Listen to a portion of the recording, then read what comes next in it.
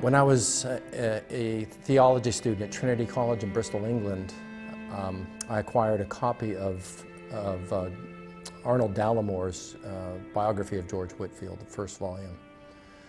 And I was so moved and motivated and challenged by the biography that I actually went down into the city center of Bristol thinking I was going to do some open air preaching. In the end, I chickened out. Instead, I stood on a park bench there in the city center, and I read the prodigal son from Luke 15 at the top of my lungs. And then I finished and sort of sheepishly looked around, closed my Bible, and walked away. But it was a very, very inspiring and challenging book for me to read at that time. And then some years later, continuing on the biographical note, reading Lloyd Jones, particularly again, volume 1 of the Lloyd Jones double biography that Ian Murray wrote.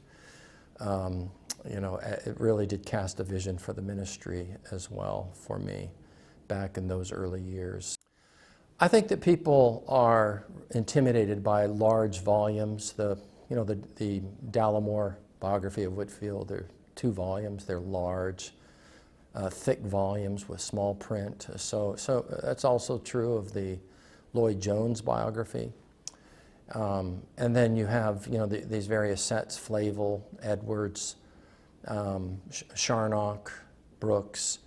They're all thick volumes with lots of words, but my recommendation is that you aim at 3 to 4 pages a day.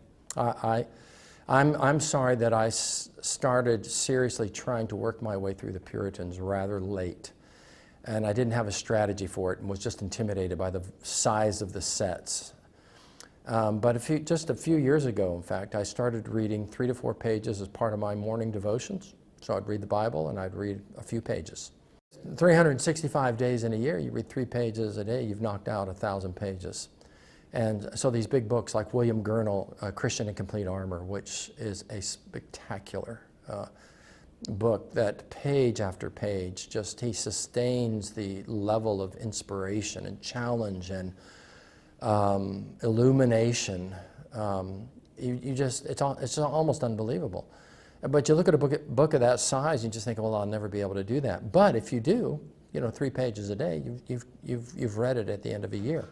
You keep that up for 30 years, 40 years, you read a lot of very soul-nourishing, soul-sustaining, soul-deepening work of the best of the spiritual giants, the spiritual writers of that era, which was, I think it was the era. I think the 17th century, there was something really unique going on in the English-speaking world. There's plenty of benefit from reading the Reformation era, the 16th century, of course, Calvin, Luther, and Knox. Of course, there's great value. And then the 18th century, 19th century, that there's a tremendous value in reading Hodge and Warfield and on into the 20th century, John Murray, Machen. But I still think there was something distinctive going on in the 17th century. It was the flowering of English Puritanism, and these are men writing on the themes of pastoral theology at a depth that I just don't think we've seen anything like it since.